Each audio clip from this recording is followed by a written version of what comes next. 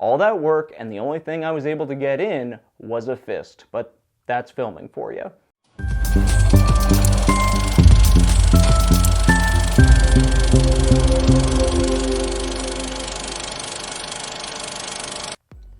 Hey y'all, I'm Frank with Electric City Entertainment. Today we're going to be talking about some controversy that surrounded one of the first days of shooting of Season 2 of Tulsa King. Now you may ask, what makes me such an expert on this topic in particular? Well, I was there and directly involved in what happened. So in this video, I hope to go over what happened and my part in it, but first, some ground rules. I'm going to do my best to stick to the facts as much as possible, but for narrative purposes, I am going to start with the general timeline of stories and rumors, as that's what was mainly circulating at the time, and I think it's important to understand the perception of what happened before we go over the truth, or at least what we can tell for fact. Second, I'm going to try to stay as unbiased as possible and not pick sides, because it's both the right thing to do and I have a vested interest in maintaining a good relationship with all parties involved. I also don't want to try to stir up controversy just to make myself more popular, which I hate to say happened a lot when the rumors were spreading initially. Third, I'm going to avoid speculation as much as possible, as there were many things I was not privy to, and I am sure there's a lot that I don't know that happened behind the scenes or that I did not see at all. Also, you'll want to stick around until the end of this video, because I'll be talking about a couple of fun facts about the day of the shoot and how it ended up coming out as the first minute of Season 2, Episode 2, Kansas City Blues, which released yesterday as of the time of this filming. I'd also like to thank our sponsor, Servetti, for making this video possible. If you or someone you know runs a service business, you should definitely consider using Servetti software to help run things smoothly. From landscaping to salons, anyone with clients can benefit from getting access to online booking, appointment reminders, scheduling, invoicing, recurring billing, and task management, all found within Servetti's easy-to-use user interface. Click the card above to see what Servetti can do, or the link below to get a 30-day free trial and see for yourself. And now to the controversy. I'm going to take you back to April 4th, 2024. I was cast as a Bread to Buck patron and showed up at the normal call time and was taken to background holding for check-in with the other background actors. We all got checked in and situated and went through hair and makeup and costumes. Then we sat and waited, and I remember it was a decent amount of time, like around 6 hours. The studio was cold and we had to be quiet as they were filming scenes on set, which I believe likely became the scenes in the episode where Bread to Buck was empty, but who knows.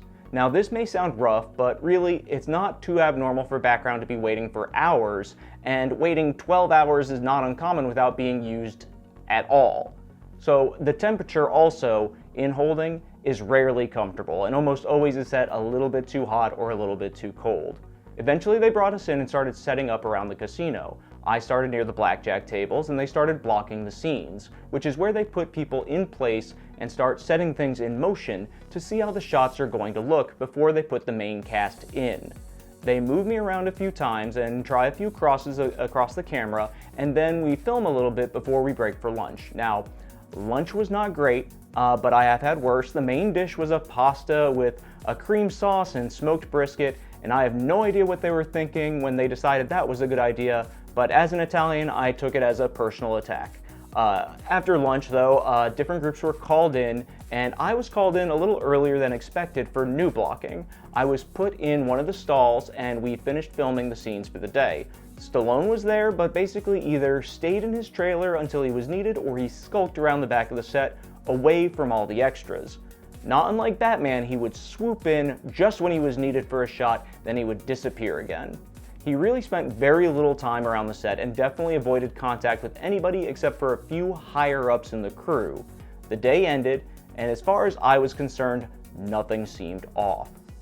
2 days later, on Saturday, we got an email from the casting director stating that they had heard what happened on set on Thursday, and they came in that next day on Friday and resigned, citing a toxic environment, with no further details other than a contact number in case anyone else wanted to give details about what they experienced on set.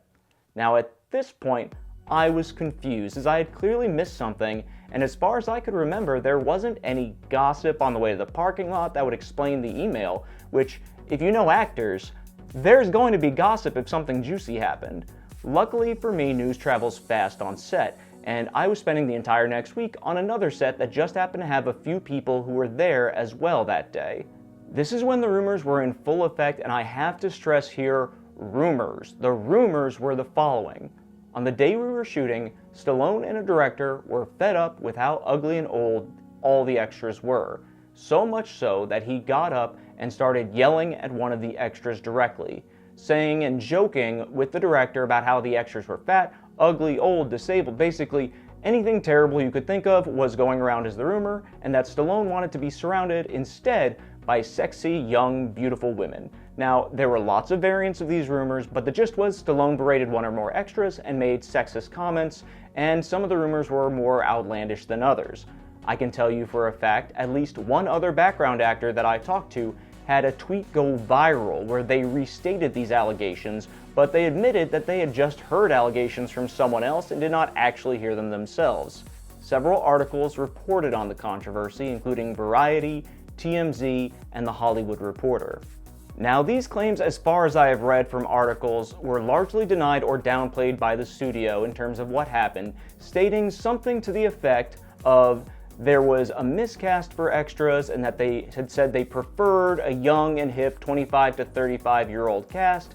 And from what I recall from seeing the background actors, there were about 75-ish actors on set, and I was on the younger side of the spectrum. My best guess is that the majority of background actors fell somewhere between 40 and 65 years, with many being retired. They also appeared to be accurate for what I would expect for a casino in Tulsa. Now, I have gambled a fair amount in my life, hate to say it, and outside of the club scene in Vegas, it is very difficult to find young and sexy people at most casinos. If anything, most casinos skew even older than the group that we had, but finding a lot of young and sexy people is pretty hard. So I can say that there were very few young and hip patrons in the 25 to 35 year age range, but it was cast pretty darn accurately if someone was told to cast for what you would expect to be at a casino in Tulsa. So what was the truth?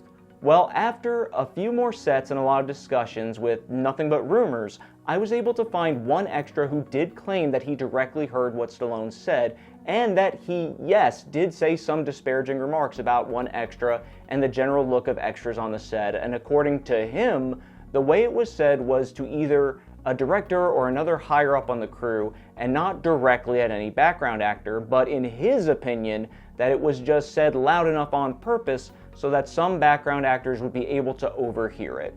I have talked to a lot of the people that were there that day, as most background actors know the others who are regulars, and it's not uncommon for me to know 10 to 20% of background actors on a given set in Atlanta at any given time, and he was the only person I could find who claimed to have directly heard anything.